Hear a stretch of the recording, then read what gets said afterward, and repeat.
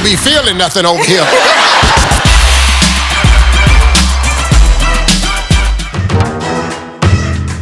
IT and Fancy Cat Show. Who the singer? And get ready, and when you get ready, let's go, go, go. That's me on the corner. I to start. Girl, you pass, so they look good. Exam, me have to give you a sticky. Me no get wrong, but feelings I care for you because you want to take life. Feelings I care for you. When we go to school, me little and fine. Start again. Pause again. Barely our Admiral barely trick no way. You see yourself following him down the Christian walk. And when them tell me, say, God calling, that's a when. Yeah, man. BT, I want you, man. Go on the party. The Cut, brought to you by Flow.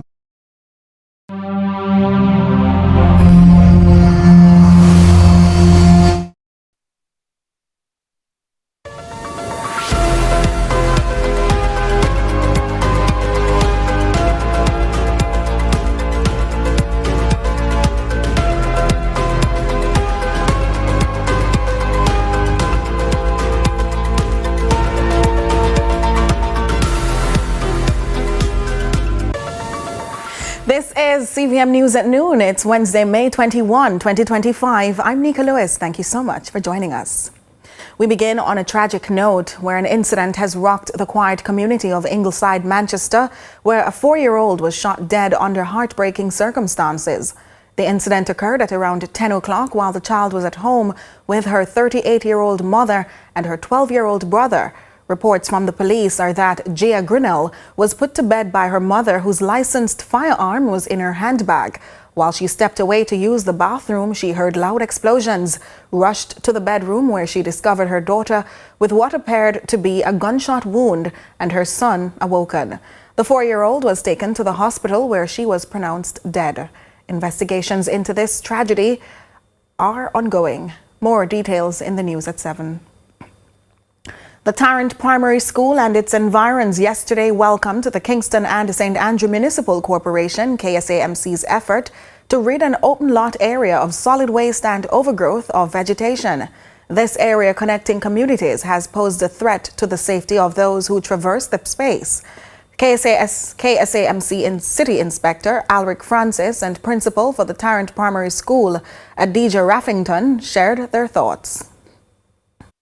We are also currently at Tarrant, where we have been clearing up property that have been creating havoc for students going to both the primary and high school.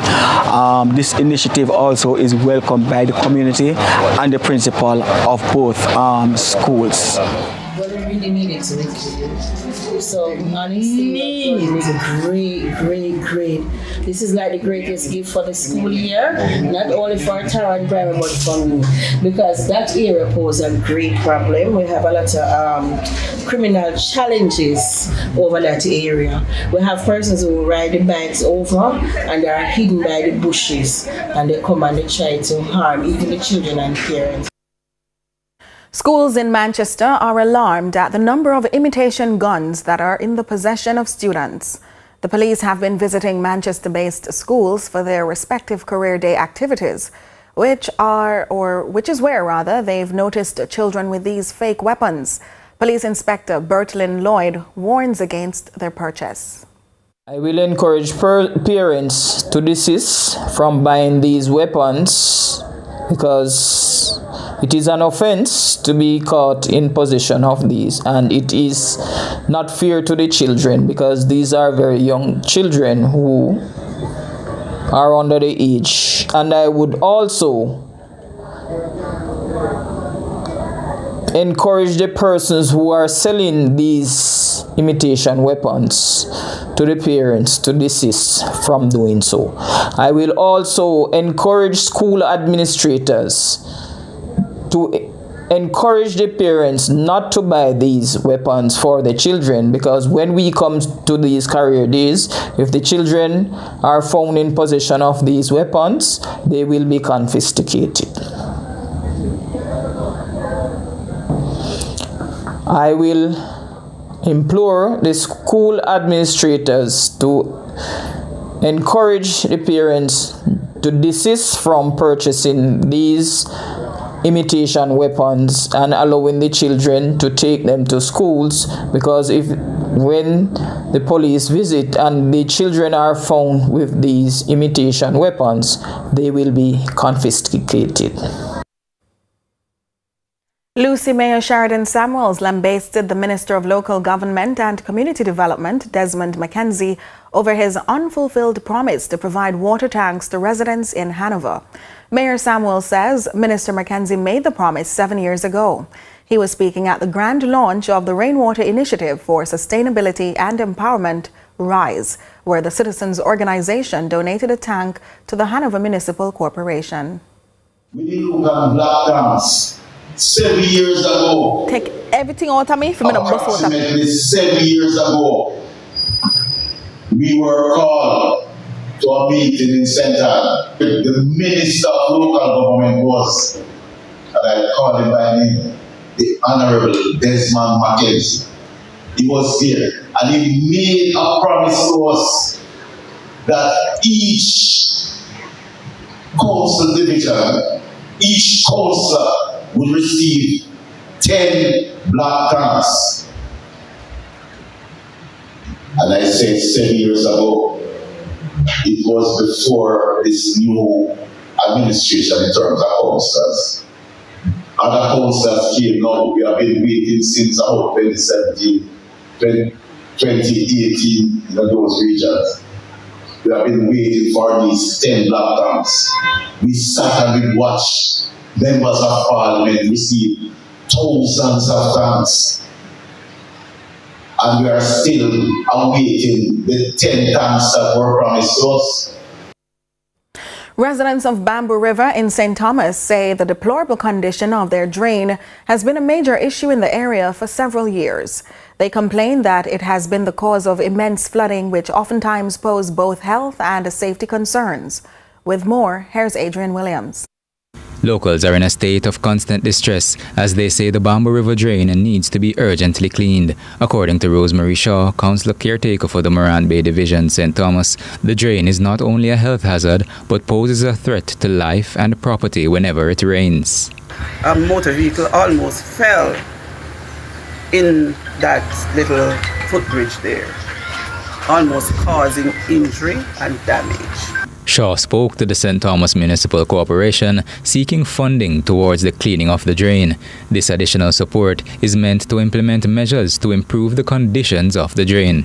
We are going to do some work, some community work. The material will be supplied, paid for by the St. Thomas Municipal Corporation. She highlighted the fact that she's actively lobbying on behalf of the residents to get this issue rectified as soon as possible. This issue is the responsibility of the National Works Agency, not really the parish council, but as your representative, I can speak on any issue that affects the community. So I have made a representation to my superintendent of works at the parish council. I also appeal to the mayor to have this thing looked at and remedied. Adrian Williams reporting for CVM News. Stay with us because there's more to come after the break.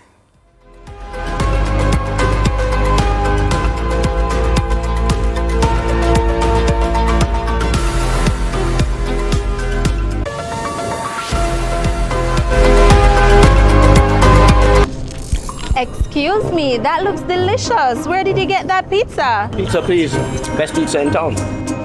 Pizza Please, the widest variety of pizzas in Jamaica.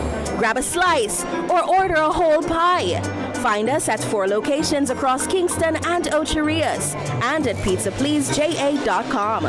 Pizza Please, Italian pizzas, Jamaican flavors. We love our country. Like you, we take pride in building Jamaica. The resilience of our people is cemented in our products, built to last for generations. Laying the foundation for thriving communities, we're committed to excellence and quality. Quality products, quality relationships. We're all proud Jamaicans, working hard, doing good, building a sustainable future for all. That same unbeatable spirit runs through us. We are made of Jamaica. It all comes down to this. All the hard work, sweat, fight and determination. 8 months of thrills and despair. Now it's time to crown a champion. Cavalier and Mount Pleasant duel for the top prize in local club football for the 3rd season running. It's the Jamaica Premier League Super Final, live on CVM TV. Labor Day, Friday, May 23. Kickoff at 7 p.m. Mount Pleasant came out on top in 2023, and Cavalier turned the tide last season. Who will walk away with the coveted prize in 2025? Find out when the final comes to you live this Labor Day, Friday, May 23, from the National Stadium, starting at 7 p.m. See it all happen right here on CVM TV.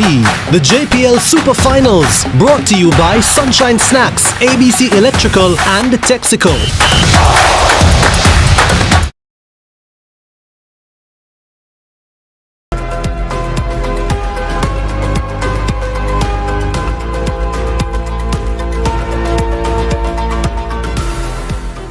Welcome back. The government of Jamaica has appointed Ambassador Cheryl Spencer as the country's newest permanent representative to the International Seabed Authority, the ISA, headquartered in Kingston. The announcement was made by Minister of Foreign Affairs and Foreign Trade, Senator Kamina Johnson-Smith. The International Seabed Authority advances global discussions on the sustainable management of deep-sea resources. We are confident that Ambassador Spencer's experience and strategic insight will further strengthen Jamaica's contributions during this critical period. Her appointment also reflects Jamaica's continued commitment to shaping a regulatory framework that balances the complexities of international law, the diversity of the Seabed Authority's membership, and the urgent need to safeguard the marine environment for future generations. As we welcome Ambassador Spencer in this role, we also express our deepest appreciation to her predecessor, Ambassador Angela Comfort, for her years of dedicated and effective service. Her astute representation has been instrumental in shaping Jamaica's voice and influence in the International Seabed Authority and related fora. Ambassador Spencer is a career diplomat with more than 30 years of experience in Jamaica's foreign service. The International Seabed Authority has been operational since 1994, making Jamaica the only developing country to host an autonomous UN body. Allegations of corruption are swirling around a major medical equipment purchase at the Bustamante Hospital for Children. The opposition is raising red flags and calling for answers. Shante McNeil has the details. A web of corruption. That's how opposition spokesperson on health, Dr. Alfred Dawes, is describing an investigation he has done into the procurement process of a neurosurgical drill at the Bustamante Children's Hospital. Speaking at a press conference on Tuesday, Dawes shared what he claimed were evidences over expenditure, where an internal source at the Southern Regional Health Authority claimed that the drill cost $31 million. Dawes claims the company that won the bid to supply the hospital with the drill had imported 2 of the same drills months earlier, which he said invoices proved those drills, which were the exact same. Company's customs declaration form revealed that the drill was purchased for $1,600 and an additional 90,000 Jamaican dollars was aid in customs fees. He's therefore seeking clarity. It cost the company $250,000 to have that drill in Jamaica. Is the $31 million drill at the Bustamante Hospital for Children one of these drills that were imported in November last year? Yes or no? If it is a case where the drill that was purchased from the same company just after these 2 drills were imported is a different drill, what was the justification for paying $31 million for a drill that could have been bought and landed in Jamaica for less than 300,000. He says this is a blatant mismanagement of funds in the Ministry of Health and misuse of taxpayers' dollars. Dr. Dawes says Jamaicans shouldn't let the situation slide. He's calling on MP for Central Kingston, Donovan Williams, who owns the company, to respond. Is Mr. Williams able to answer these questions? Is Mr. Williams able to say his hands are clean? If that is the case, then he should present himself. There is a web of corruption, and it is paid for in the suffering and death of children and babies. If this is not evil, I do not know what is. Dawes says he will be requesting deeper investigations on the matter. I have two dossiers, one addressed to the Auditor General, Mrs. Pamela Monroe Ellis, with the findings of our investigation. The other is addressed to Mrs. Justice Reed, retired Justice Carol Lawrence Beswick, the chairman of the Integrity Commission. We're asking for a fulsome investigation into the procurement process of this neurosurgical drill. In response, MP Williams dismissed the claims as misleading and defamatory and welcomed an Integrity Commission investigation. In his statement on Tuesday, he says such investigations would further vindicate his position and reputation. Shante McNeil, CVM News. We take a break. Stay with us.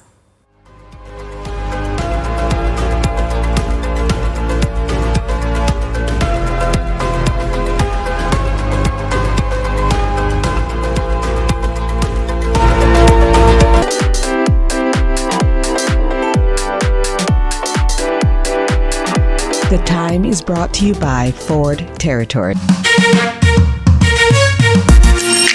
Hey everybody, I'm Yendi, and this is Odyssey with Yendi. In this space, we connect with some of your favorite people as they share their journeys.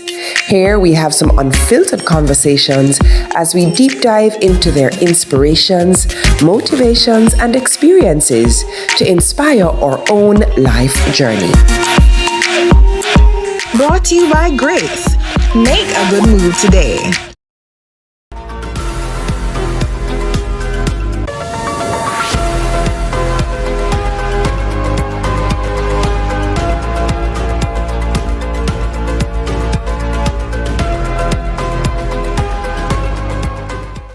Welcome back. So the University of Technology Jamaica is currently exploring various initiatives to improve student safety, particularly for those living in nearby communities. University President Dr. Kevin Brown made the announcement during an appearance on CVM's Lead Story in response to the recent disappearance and discovery of remains believed to be those of Anissa Dilworth. And Anissa Dilworth, the student we're discussing tonight, she lived off campus. And that's the challenge for UTech. How do we keep our commuting students off campus? Anissa lived fairly close by. And so we're now looking at a range of possible upgrades to our security provisions. These include perhaps a shuttle service where we will provide a shuttle bus for students. Say for after 9 p.m., a student could request for the shuttle to take them home, especially in communities close by. So most of our students live in Mona, in Gordon Town, in Tarrant, and so on. And so we're looking at how much more we could increase our security provisions through a shuttle bus service for students who need to go home at night. Likewise, Director of Office and Strategic Planning Enterprise Management, OSPEM, at the UWI Mona, Dr. Devon Smith, says the university is also taking steps to make the environment safer for students. One of the initiatives that we we deployed was working with the security provider in having a different approach to the security arrangement that they would provide. So, for example, at the gates, right, vetting of motorists entering. In addition to that, we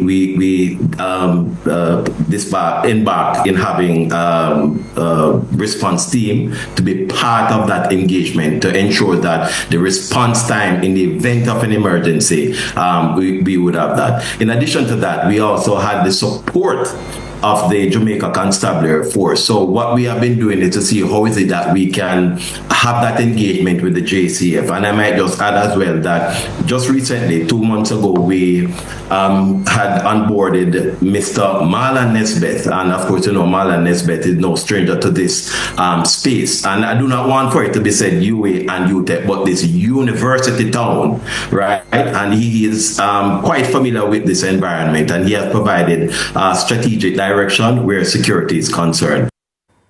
To international news now, U.S. President Donald Trump says he's selected a design for an ambitious project to shield the United States from next-generation missile attacks. The so-called Golden Dome system would rely on space-based defense systems and comes with a huge price tag.